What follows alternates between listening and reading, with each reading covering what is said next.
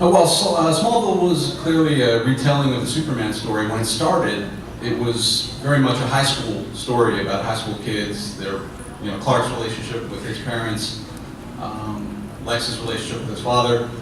Over time, though, obviously being on for 10 years, it moved away from that and gradually became much more adult with the characters. The parents kind of left the show. The kids had to grow up and really become full-fledged adults.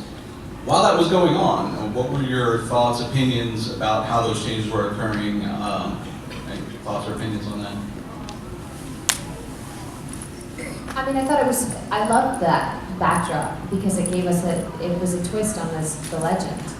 It was sort of our take on everything, and I loved watching the writers weave the legend in with our version and bridge gaps and make things make sense. And I mean, even when they killed Jimmy Olsen, so that it would make sense that Jimmy Olsen was younger than Lois Lane and Clark Kent, there was something really cool about that. So I liked that.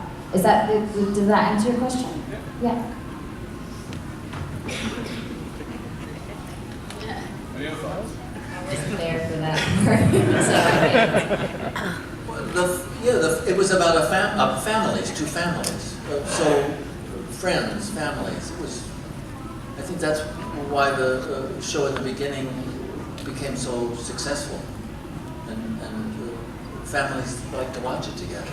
And what was the episode in the first season when Clark was having the adolescent problems and starting to feel horny, and he was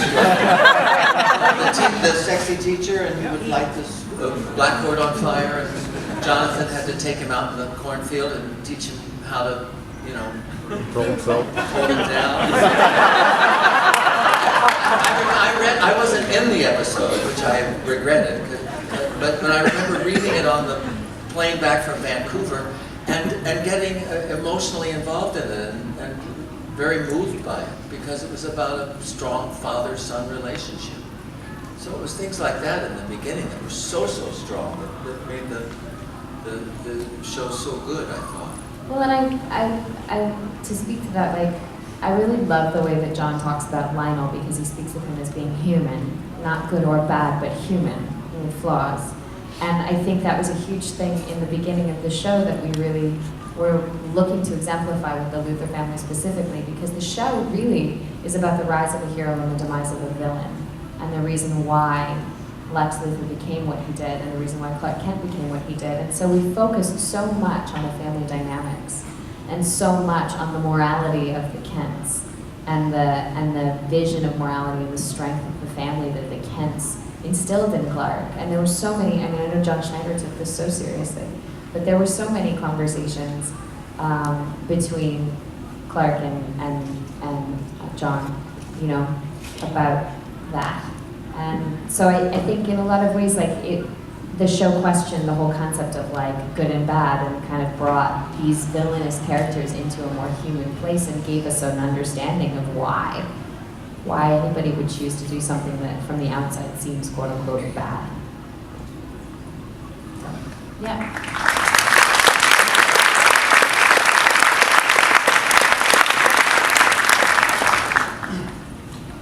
Hey everybody, this is my actual very first con ever, and I just recently moved here from Columbus, Ohio, down to Atlanta, Georgia, so I can come here specifically. Wow.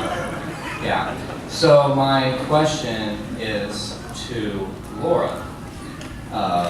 What type of preparation did you have to go through in season 7, a little later on in the show, when you lost your mind and you had to try to gain it back? Lost my mind? Yeah, when you lost your mind, actually lost your mind completely. My memory. Yeah, your memory, Yes. when you lost your memory. I apologize. I was thinking personally when I Personally. Unless you actually personally lost your mind outside of the show.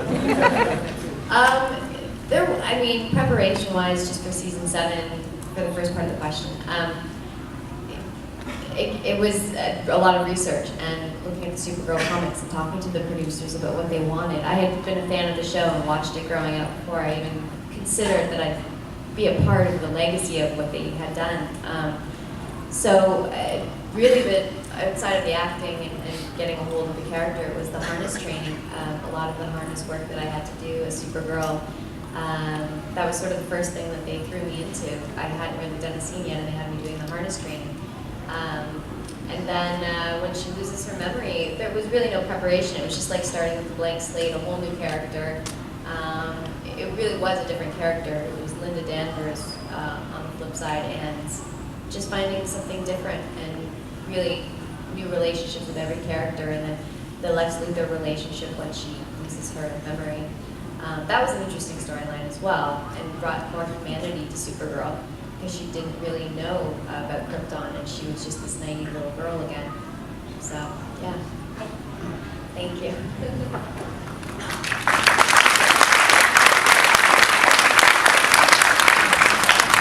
My question is for John. You play a really horrible person a lot of times. But you talked about how you were human, and you had good things and bad things. Is there a particular vulnerability that you had during the show that you particularly liked more than the other? I mean, like something that you really thought brought across that point, and made people feel sorry for you or feel emotion towards you other than hatred. I mean, I know there were a few for me that I just thought, oh my gosh, I can't hate him now, you know. Well, could I ask you what some of them, do you remember any of them were? Well, I would say that your relationship with Clark's mother, like, you just saw the yearning and the love that he wanted to give her, but couldn't because... Well, a lot of that was because of Annette, because she's one of the sweetest, most loving, gentle, generous people I've met. So I just liked her a lot, and I guess I think it started, it was when I was blind, I think when it started, and we were held hostage together. I think that was sort of the first time we started playing together. Oh, I'd given her a watch, but I'm so confused about how it all happened. But it was just about working with the people I worked with, and who the people were. So it all starts to blur. But I think any series that starts to, or a good piece of art, a play, where when people connect, they somehow connect.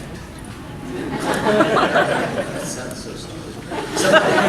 There's a production of Romeo and Juliet that is happening now, and I spoke to somebody who's working on it, and he said they keep trying to change Juliet's dress. He said it's not the dress, it's the actors who don't have any chemistry between them. So much of it has to do with things like that, which I think the writers in Smallville recognized and started heading in that direction where things were really happening.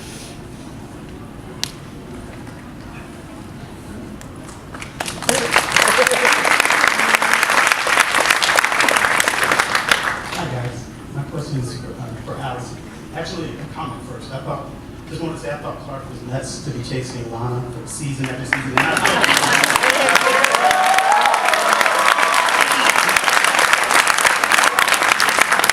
question is, in the Man of Steel movie this summer, there's a scene in the Smallville scene where they show Kevin Costner's Clark-Kent character. It says Sullivan and Sons, Tractor and Trailer, which is supposed to be a reference to your character. I was wondering if you knew about that. I didn't. Thank you for telling me. That's cool. I thought this was, I was wondering if you know. Yeah, that's very cool. No, I didn't know about that. That's very cool. Yeah, that's very cool. Thank you.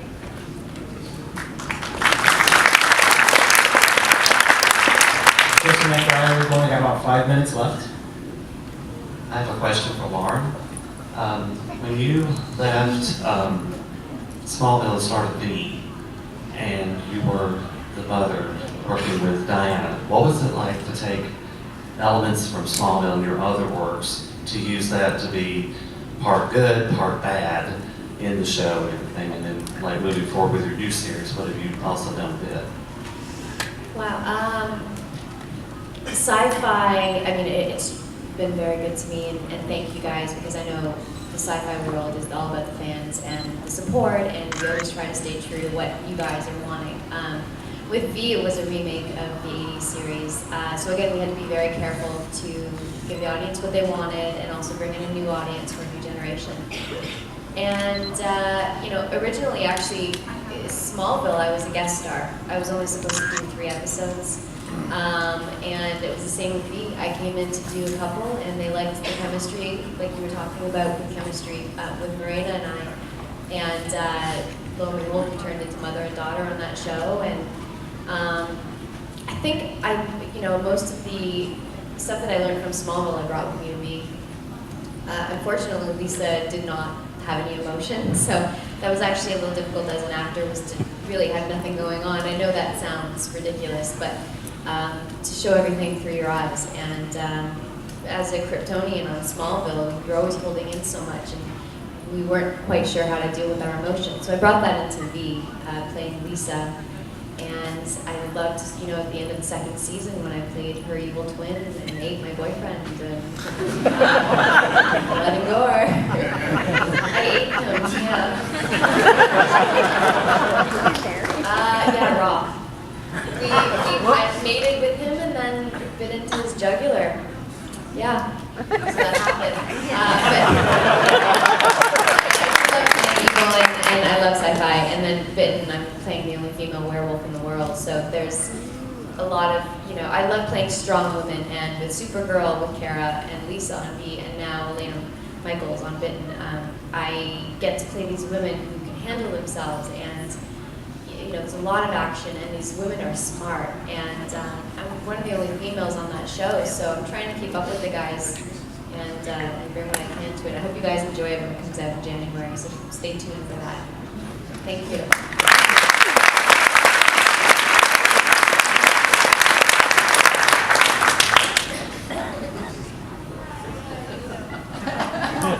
Hi, my name is Kelly. I've been watching the show since I was in elementary school, and I can't believe I'm in the same room as you guys. I was wondering if you have a favorite episode? It's hard. So many of them were so good. I loved doing the one with where I had to save Martha. Where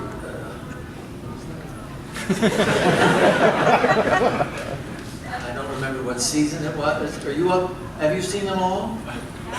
Martha was in a tank of water, and we were.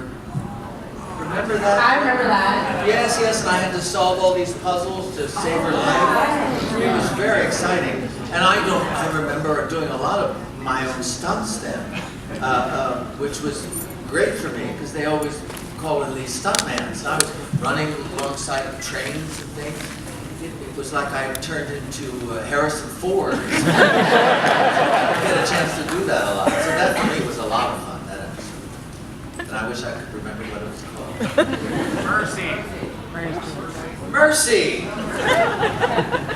Mercy was my favorite. I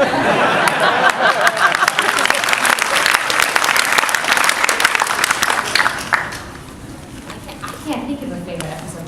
That's an intense question. There were so many. I remember going to the 200th episode party, so over 200. And you can't pick one. I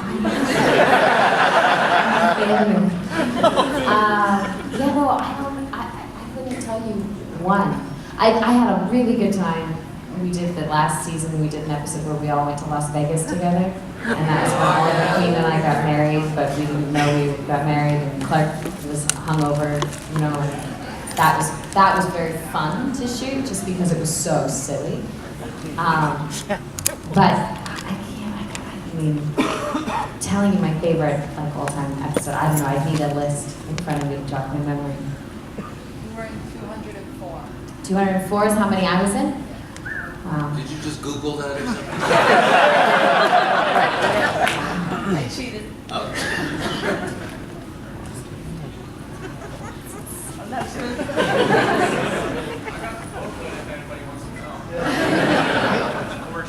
I didn't do nearly as many, obviously.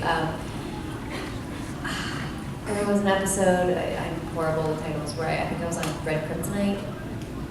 Yeah, Red's the one we need to go back. Yeah, that was fun. Supergirl was a little troubled for that episode, which I had a lot of fun with. And then also my very first episode, we had this huge water tank in the parking lot where Supergirl shows up in the white sort of flowy thing and saves Lex Luthor from the car from drowning. And that was just a really cool experience for me as a young actress, sort of starting out, putting me in a water tank and just that whole experience. I'd never done anything like it. So just in terms of a memory, that was pretty spectacular. And I thought it turned out well. So that, first one. Hello. First, I just wanted to say I really appreciate you guys being here. It's my first con as well, and it's pretty cool to see a show that's over, unfortunately, but you're still giving back so much to us, and I just wanted to say we appreciate that. My question it isn't serious. I have a lot of questions I want to ask, but what are some bizarre, off-the-wall fan gifts you guys have gotten over the years? I can't imagine how many times you've been asked for your hand in marriage, Allison, but what are some bizarre stuff maybe you guys got over the years that you are comfortable sharing with us?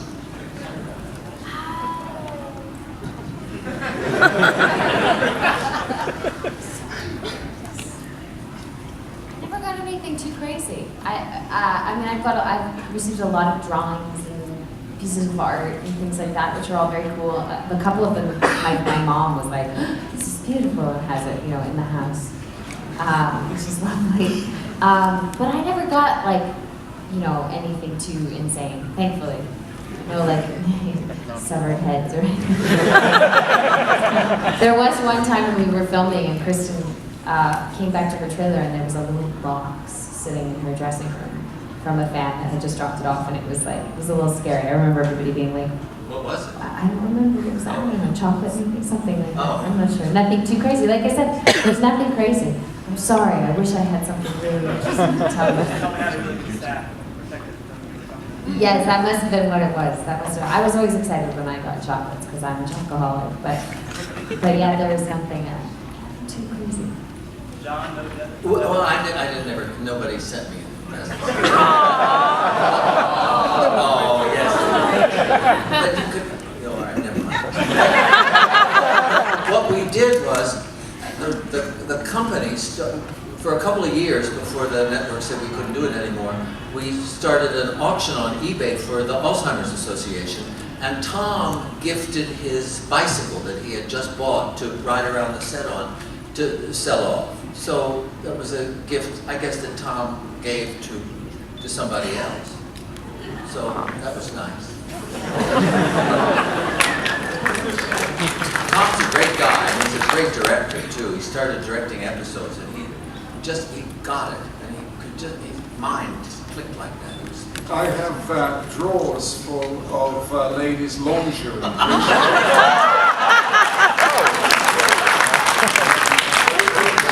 have accumulated over several decades as an actor. I'm never quite sure if I'm intended to wear it when the post. But and much as I would love to donate it to charity, I don't quite know what I'd be inflicting on a wider public. So it remains in my trousseau. You should do a calendar and wear something. We could do it together, John. All right.